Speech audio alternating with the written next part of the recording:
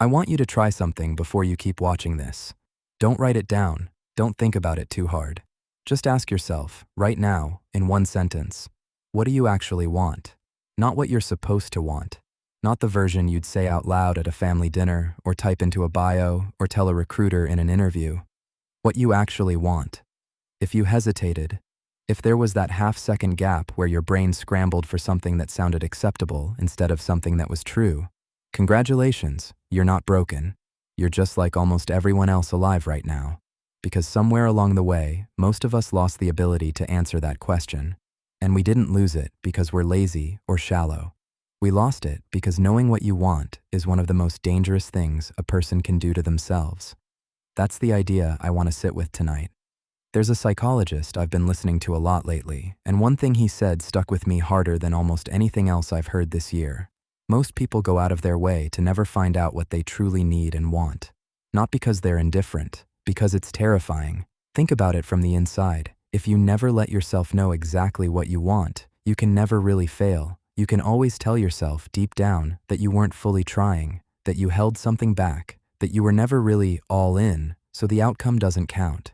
It's a strange kind of insurance policy. You pay for it with mediocrity, and in exchange, you get to keep a version of yourself that was never tested. I've done this. I think most of us have. You apply half-heartedly to the thing you actually wanted, so that if you get rejected, it wasn't really you who failed. It was your rushed application, your bad timing, your lack of preparation. You date someone you're not that into, because dating someone you're genuinely drawn to means there's something real to lose. You start the side project and let it die quietly instead of finishing it and finding out whether it was actually good.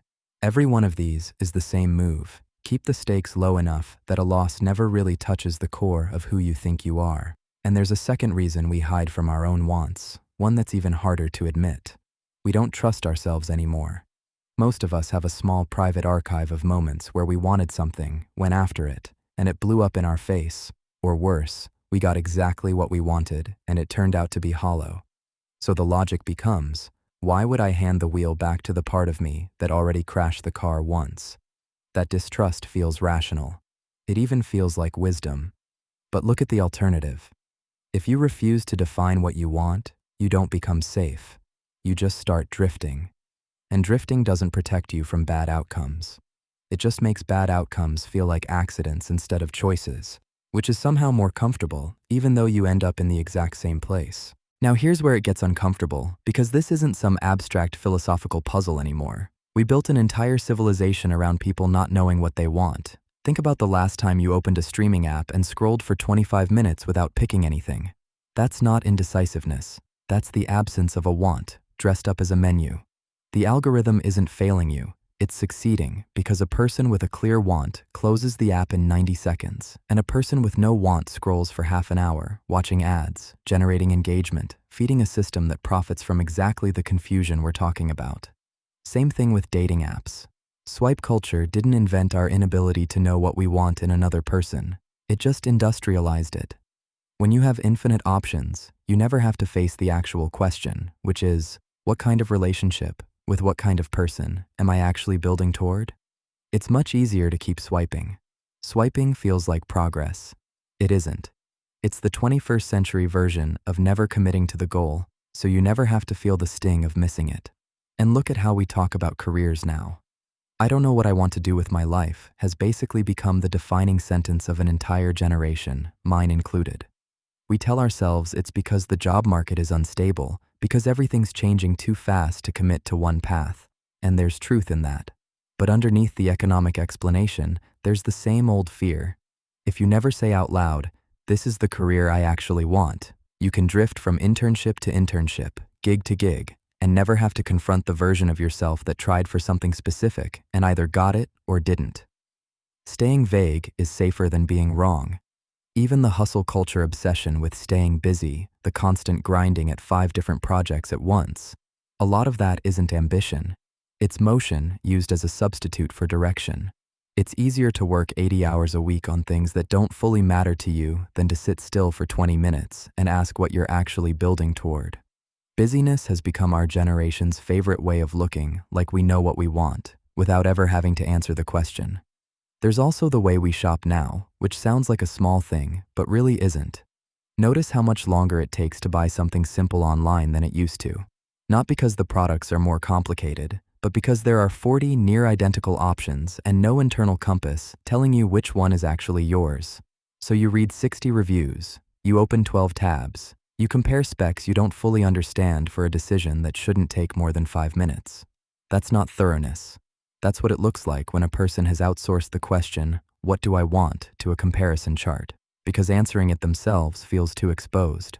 And social media adds its own twist to all of this. It doesn't just distract us from the question, it actively feeds us other people's answers and lets us mistake them for our own. You see someone your age with the apartment, the relationship, the six-pack, the dream job caption, and something in your brain quietly swaps their want in for yours without asking permission. A few months of that, and you're chasing a life you never actually chose. You're just running someone else's finish line and calling it ambition. Here's the part that took me a long time to understand. Refusing to define what you want doesn't protect you from pain. It just changes what kind of pain you get. If you go after something specific and fail, that hurts. But it's a clean kind of hurt. You know what happened. You can learn from it, adjust, try again differently. But if you never let yourself want anything specific in the first place, you get a different kind of suffering. A low, constant, formless dissatisfaction that never resolves into anything you can actually work with. You can't fix a problem you were too afraid to name. That's how bitterness starts, I think. Not from one big betrayal, but from years of quietly refusing to ask yourself what you wanted, and then looking up one day and wondering why nothing feels like it belongs to you. You didn't lose the life you wanted. You never let yourself find out what it was.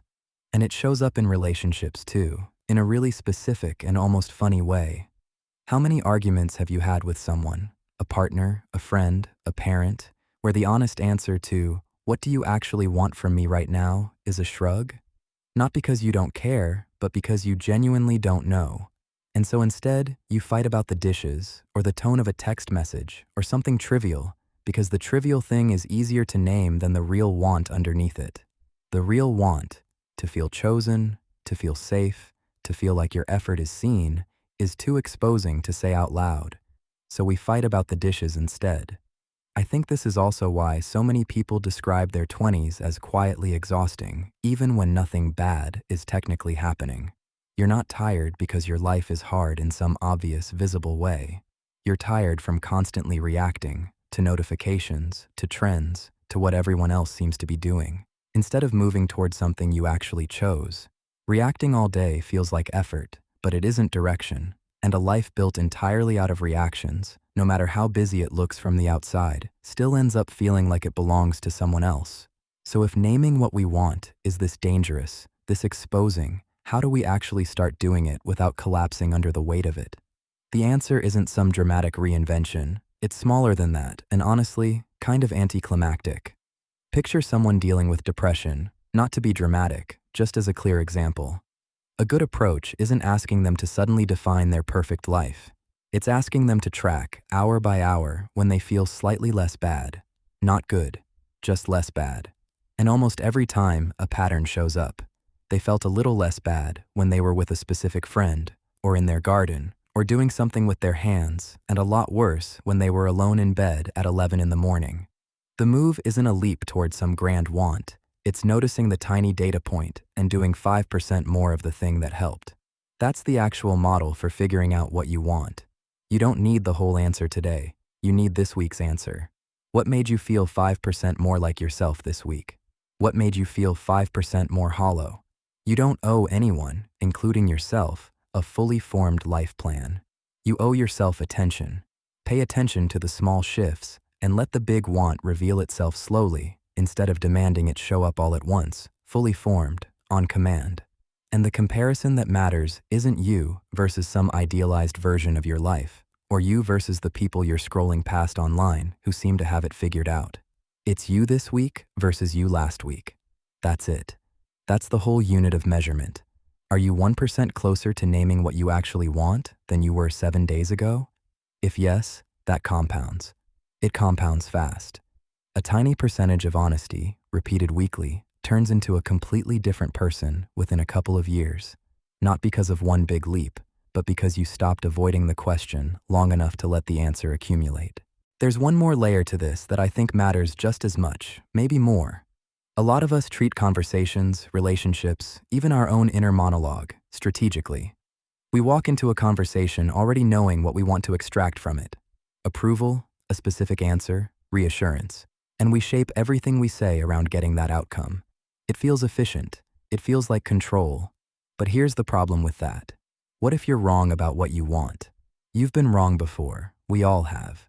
So when you optimize a conversation, a relationship, an entire life around a want you're not even sure is accurate, you're not being strategic. You're just being confidently lost. The alternative is almost uncomfortably simple. Say what's true instead of what's useful. Let go of managing the outcome and just be honest about where you actually stand. It's scarier because you don't control where it lands.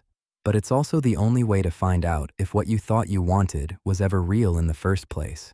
Manipulating your way toward a want you haven't verified is like sprinting confidently in a direction you picked with your eyes closed. I don't think the goal here is to wake up tomorrow with your entire life mapped out.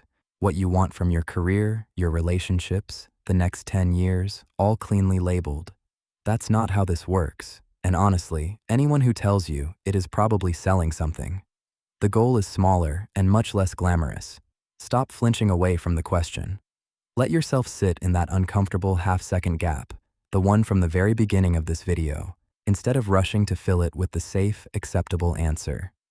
Ask yourself this week what actually made you feel more like yourself, and what made you feel like you were disappearing a little. Do more of the first thing, even just 5% more, because the alternative, staying vague on purpose, forever, as a form of protection, doesn't actually protect you from anything. It just guarantees that whatever life you end up with was never really chosen. It just happened to you while you were busy avoiding the question. And that, more than failure, more than rejection, more than getting it wrong, that's the thing actually worth being afraid of. Thanks for watching. If this one hit something, let me know in the comments.